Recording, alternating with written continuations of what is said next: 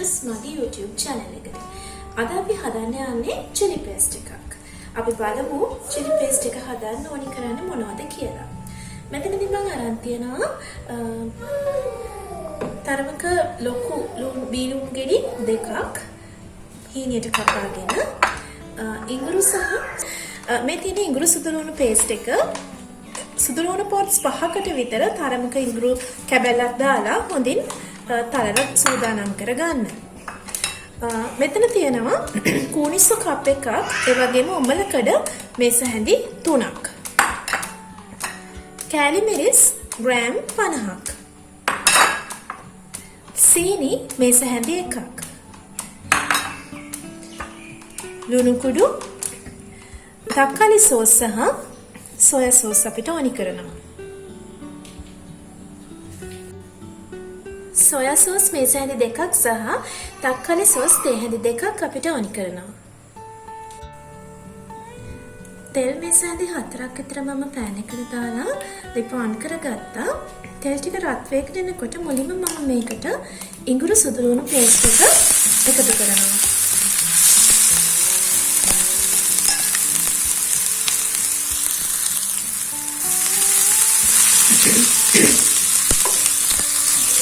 මේ ටික චුට්ටක් සුවඳ එනකන් අපි වැඩිගෙන එනකොට එකට ලුණු ටික එකතු කරගමු.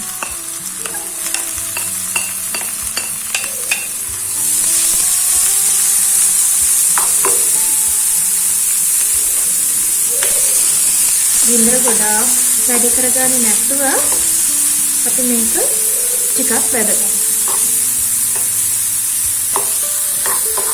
ලුණු ටික මේ වගේ රන්වන් පාට වෙනකම් වැඩිගෙන එනකොට අපි මේකට එකතු කරගමු අපි කුණිසු ටික සහ උඹලකඩ ටික.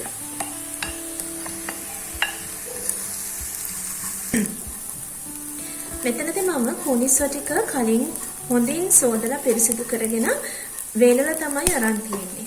ඒ නිසා ඔයගොල්ලොත් මේකට පාවිච්චි කරනකොට හොඳින් සෝදලා වියරලා පිරිසිදු කරගත්ත කුණිසු පාවිච්චි කරන්න. දැන් මේ ටික විනාඩි 3ක් 4ක් වගේ කාලයක් අඩු ගින්දරේ අපි වැදගමු. මේ වෙලාවේදී මම කෑලි මිරිස් ටික එකතු කරගන්නවා. ඔයගොල්ලෝ මෙතනදී සැලකිලිමත් වෙන්න කෑලි මිරිස් දාපු ගමන් ලිපේ ගින්දර ගොඩාක් අඩු කරගන්න ඕනේ.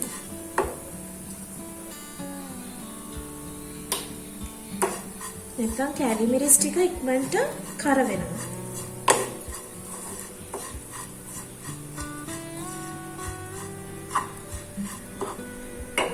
මම සාමාන්‍යයෙන් තෙල් අඩුවෙන් භාවිතා කරන කෙනෙක්. ඒ නිසා මම chili paste එක හදන්නත් තෙල් අඩුවෙන් තමයි පාවිච්චි කරේ.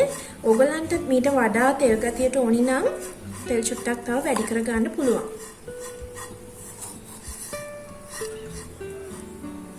දැන් මේ ටික හොඳ ක්‍රිස්පි ගතියට ඇවිල්ලා තියෙන්නේ. ඒකට මම එකතු කරනවා මේ විදිහට මම ටොමැටෝ සෝස් එකයි සොයා සෝස් එකයි එකතු කරලා මිශ්‍රණය හදාගත්තා. මේ ටික මම පෑන් එකට එකතු කරනවා. දැන් මම මේකට සොයා සෝස් එකයි ටොමැටෝ සෝස් එකයි එකතු කරන් තියෙන්නේ. මොකද මේ හොඳට ක්‍රිස්පි ගතියට අපේ මිශ්‍රණය බැදලා තිබුණ නිසා. සෝස් ටික එකතු කරලා විනාඩි 3-4කට වගේ පස්සේ අපි මේකට සීනි මේස හැඳි 1/4ක් වගේ එකතු කරගමු. මේ වෙලාවේදී අපිට ලුණු තේ හැඳි භාගයක් වගේ එකතු කරගන්න පුළුවන්. ලුණු එකතු කරලා විනාඩි 3-4ක් වගේ අපි මේක උයාගෙන අපිට බා ගන්න පුළුවන්. මේ තියෙන්නේ මම හදාගත්ත chili paste එක. ඉතින් මේක හරිම සුවඳයි, ඒ වගේම රසයි. ඔයගලන්ට වෙනත් රෙසිපි වර්ග හදන්න මේ chili paste එක භාවිතා කරන්න පුළුවන්. ඉතින් අපි බලාපොරොත්තු වෙනවා මේ chili paste එකක් භාවිතා කරලා nasi goreng rice එකක් හදාගන්න විදිය ඔයගොල්ලොත් එක්ක share කරගන්න. ඉතින් ඔයාලත් මේ chili paste එක හදන්න හදලා බලලා කොහොමද කියලා අපිට කමෙන්ට් එකක් තියන්න අමතක කරන්න එපා.